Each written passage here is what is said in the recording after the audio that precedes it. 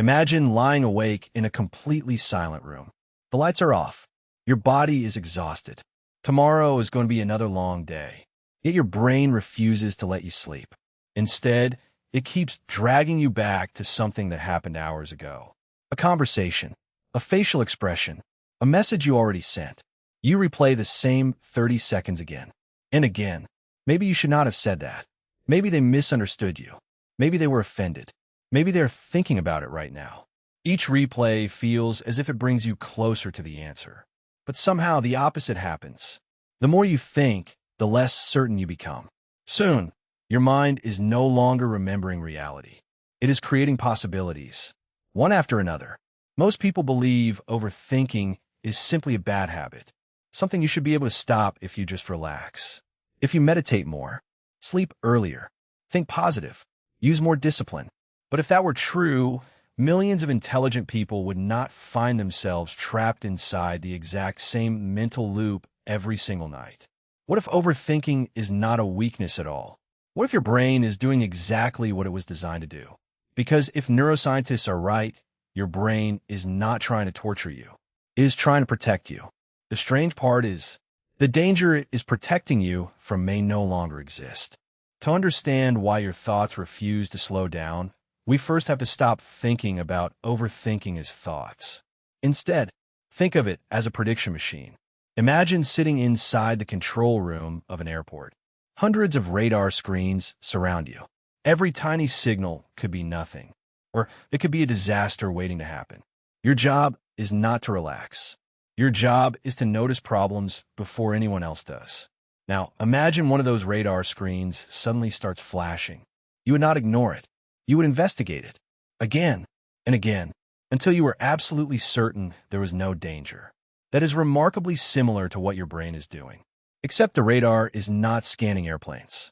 It is scanning memories, conversations, facial expressions, tiny social interactions that most people forget within minutes. To your conscious mind, they seem trivial. To your ancient survival system, they could determine whether you belong or whether you are about to be rejected. That sounds dramatic, but the human brain was never built for modern offices, social media, or text messages. It was built for tribes. Thousands of years ago, losing the approval of your group was not embarrassing. It was life-threatening. Being excluded often meant facing predators, starvation, or death completely alone. Your modern brain may know that an awkward conversation will not kill you, but much older parts of your nervous system never receive that update.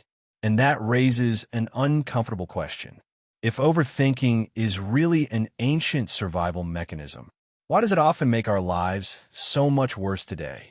To answer that, we first have to understand what your brain is actually trying to solve. The answer begins with one of the oldest rules your brain has ever learned.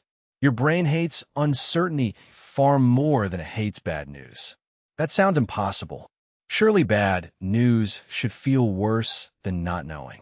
But experiment after experiment has shown the opposite. When scientists ask people to wait for uncertain outcomes, their stress levels often remained higher than people who had already received disappointing news. Why? Because certainty allows the brain to stop predicting. Uncertainty forces it to keep searching. Imagine reading a detective novel. If someone tells you the ending halfway through, the mystery disappears. Your curiosity fades because your brain has finished the puzzle. Now imagine the last 10 pages have been ripped out. You would probably spend hours imagining different endings. Who was the killer? What was the motive? Did you miss an important clue? Your brain dislikes unfinished stories. It wants closure. Overthinking works exactly the same way. Every awkward conversation, every unanswered message, every strange facial expression becomes an unfinished chapter. And unfinished chapters consume attention.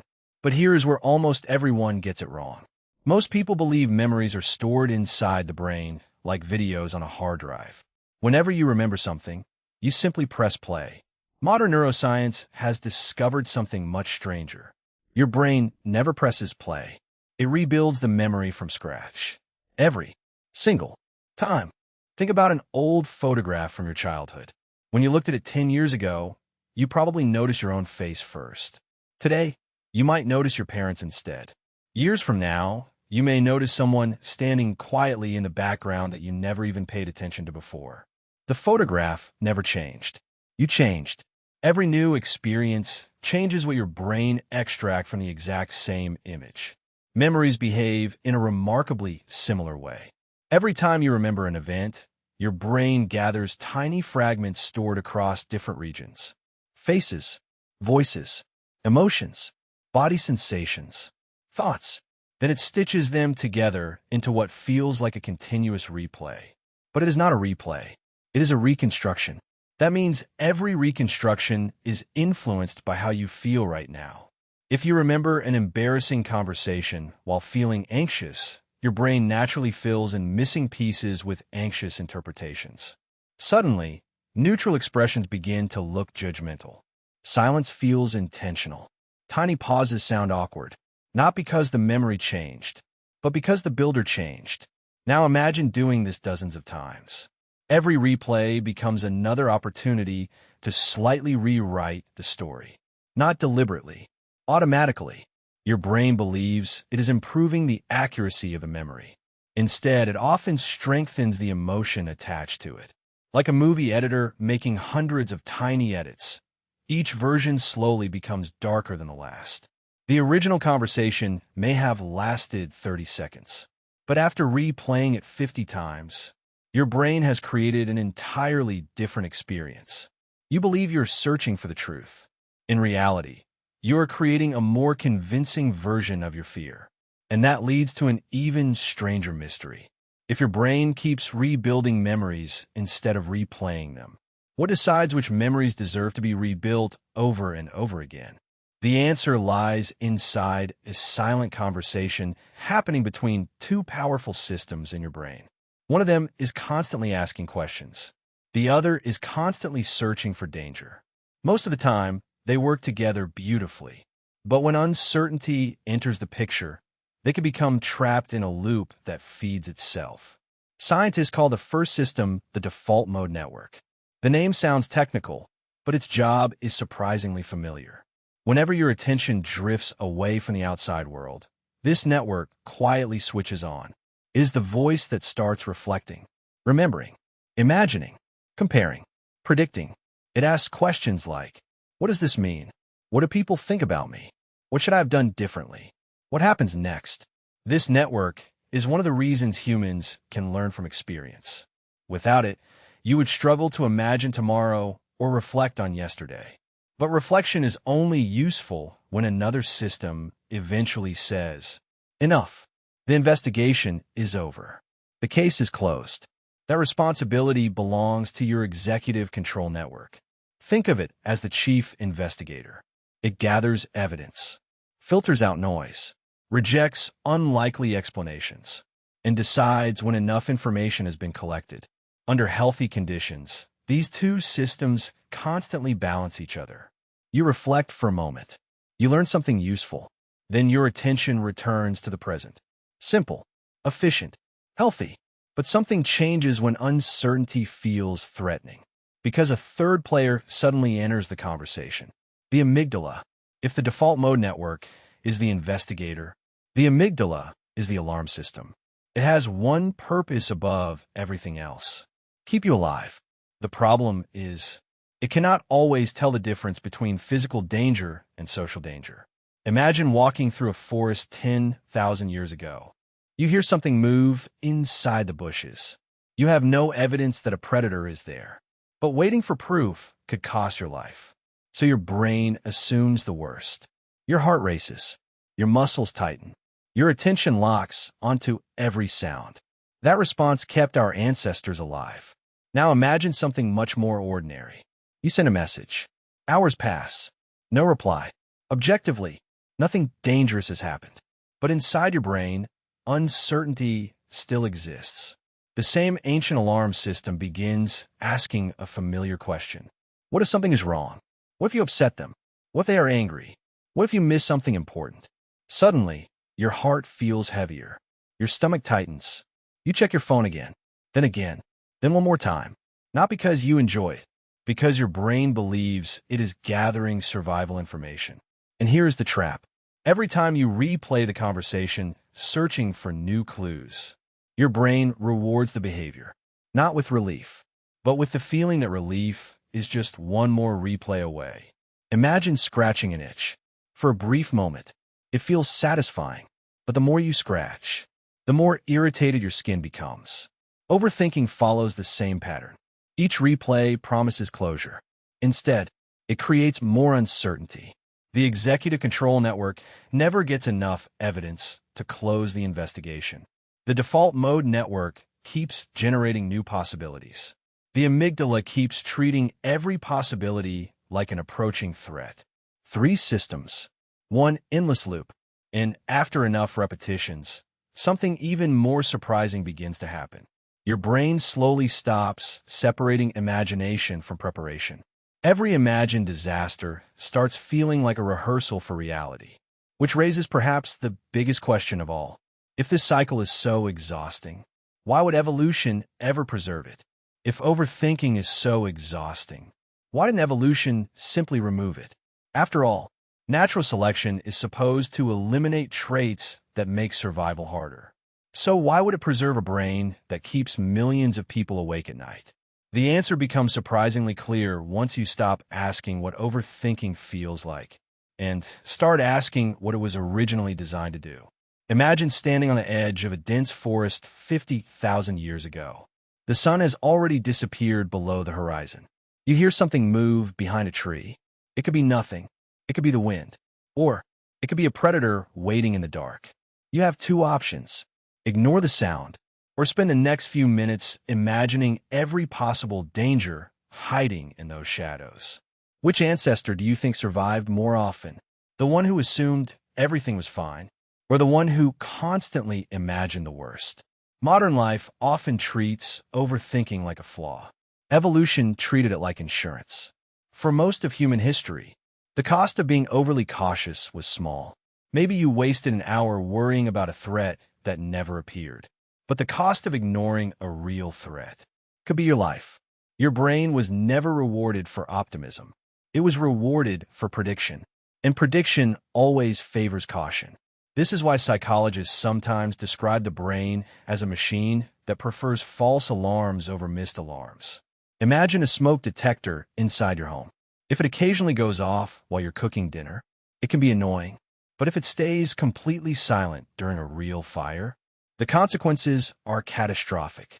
Engineers intentionally design smoke detectors to be overly sensitive. Your brain follows exactly the same strategy. It would rather interrupt your sleep because of an imaginary danger than ignore the one danger that actually matters. The strange part is, modern life has changed far faster than evolution ever could. Your ancestors worried about predators, food shortages, violent storms. Today, your brain uses the exact same ancient alarm system to respond to unanswered emails, delayed text messages, job interviews, awkward conversations, a stranger leaving you on read. Objectively, none of these situations threaten your survival. But your nervous system doesn't measure objective danger. It measures uncertainty. And uncertainty has always meant. Pay attention. Now imagine carrying an ancient survival calculator into a completely different world. Every equation is still based on life inside a tribe.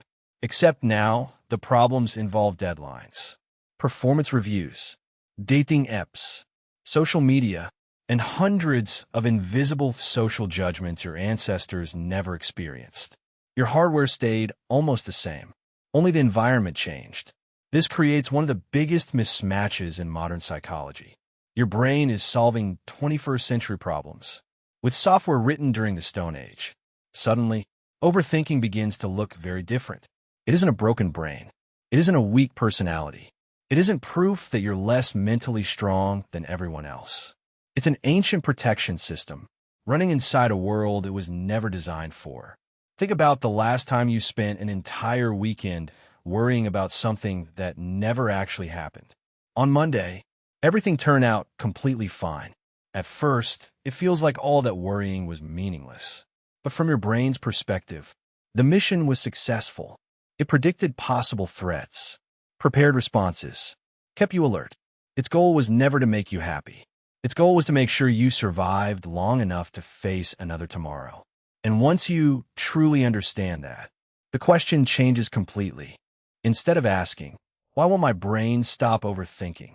you begin asking something far more useful. If my brain is trying to protect me, why does fighting my thoughts only seem to make them stronger? By now, one thing should be clear. Your brain is not replaying the past because it enjoys suffering. It is replaying the past because it believes the future depends on it. But here's the part almost nobody realizes. The real problem isn't overthinking. It's what overthinking quietly steals from you. Imagine trying to drive a car while constantly staring into the rearview mirror. Every few seconds, you glance backward. At first, nothing seems wrong. You can still move forward. The road is still there. But eventually, you stop seeing what's directly in front of you. Your attention becomes trapped behind you. That is exactly what chronic overthinking does. Your body continues living in the present, but your attention never truly arrives. Instead of noticing today's opportunities, your brain is still editing yesterday's mistakes. Think about how often this happens. You're having dinner with your family, yet half of your attention is replaying a meeting from work. You're talking to someone you care about, yet your brain keeps returning to an awkward joke you made 3 days ago. You're walking through a beautiful park, yet internally you're arguing with someone who isn't even there anymore. The cost isn't just anxiety. The cost is presence. Your brain cannot fully experience the moment while it is busy correcting a moment that has already disappeared. This is why overthinkers often feel strangely disconnected from life itself. Not because they aren't physically present, but because mentally they're living inside simulations. Simulation after simulation.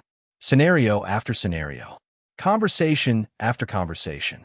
Your brain keeps asking, what if I had said this instead? What if they secretly meant that? What if something goes wrong tomorrow? Each question feels productive. Each question feels responsible. Each question feels like preparation. But preparation has quietly turned into imprisonment.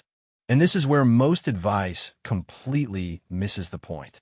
People tell you, stop thinking, distract yourself, stay positive, clear your mind, as if your brain were a stubborn child refusing to listen.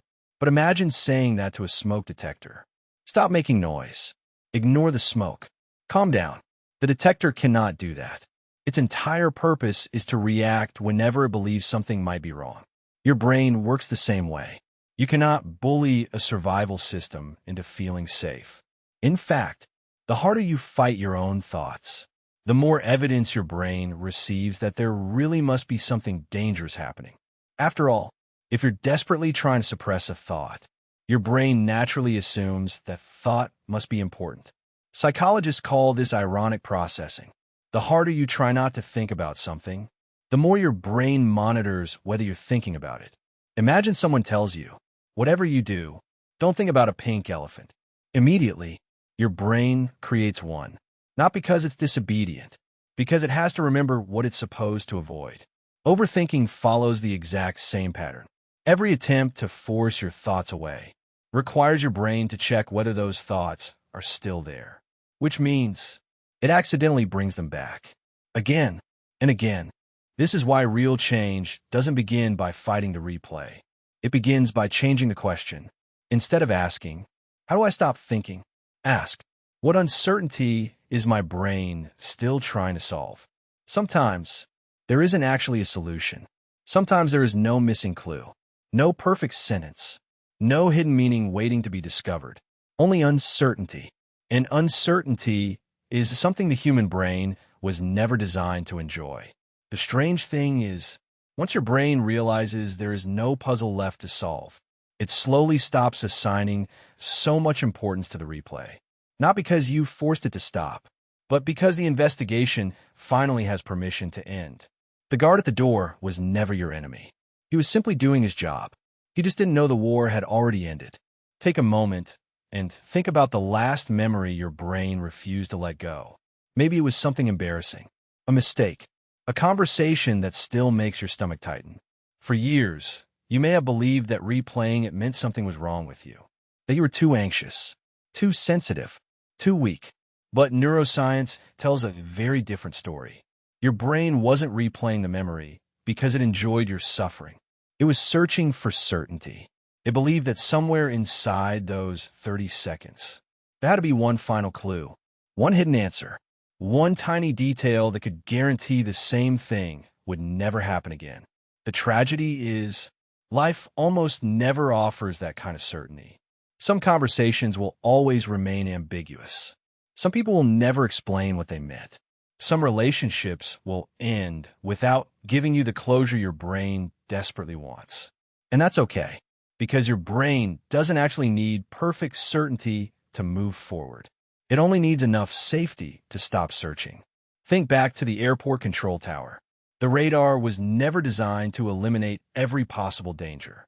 It was designed to notice danger, then return to watching the sky. Your mind deserves that same balance.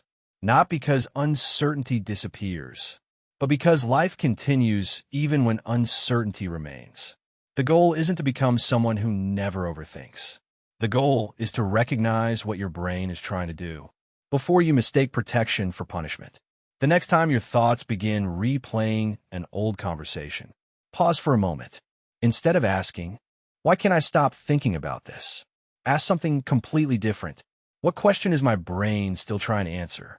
Because the moment you change that question, you stop fighting your own mind, and you finally begin understanding it. Your brain was never your enemy. It was simply an ancient guardian, trying to protect you with tools designed for a world that no longer exists. And perhaps the most surprising discovery of all is this. The moment you stop treating your overthinking as proof that something is wrong with you, it quietly loses much of its power over you. Not because the thoughts disappear overnight, but because you no longer mistake them for reality. They're simply predictions. They're simply possibilities. They're simply an old survival system, doing exactly what it was built to do. And now, for the very first time, you know why.